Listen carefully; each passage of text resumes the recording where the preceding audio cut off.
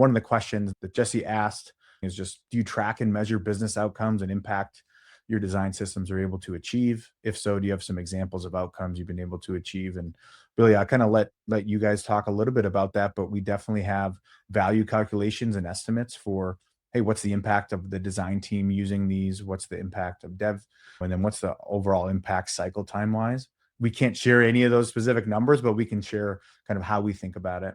Yeah, I think a lot of this depends on like baseline metrics that you might already have at your team. And we try to do things in isolation to prove the value that we're proposing. Because sometimes it's hard. We try to get rid of, you might have a team that's doing a lot of back and forth, and then, they might be iterating through things, and then it's hard to measure. So we try to take things into small little bite-sized experiments, run some value calculations that way, run some assessments that way. We like to measure, at least for the design system across the board, we like to measure engagement along with adoption. So we've put in a blog post together on what that means.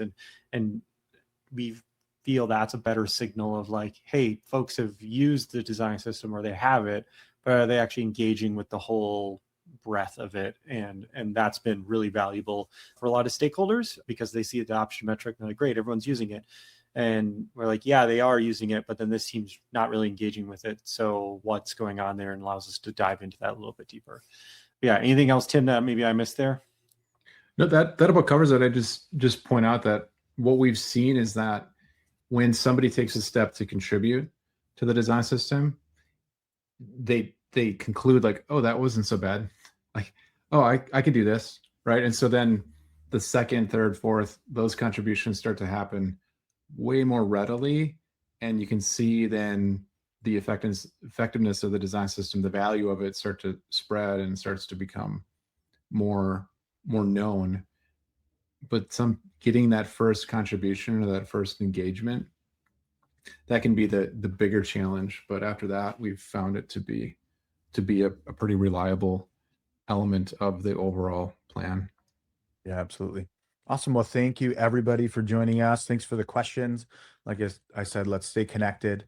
And thanks to Billy and Tim for sharing what they've been learning on the ground and how we're really thinking about approaching these problems in the market, which they'll continue to evolve. As we say, like there's no absolute truth in design systems and what's right. As we saw here, even in the comments, like everyone's at a different spot, and what makes sense for one organization doesn't make sense for the other. And I think that's where you really need to look at it with, hey, where are things at and what do you need in order to move forward? And it's a exciting time to be in software, and excited to see where it goes. But thanks again, everybody, for joining us. We'll Yes, talk thank soon. you all.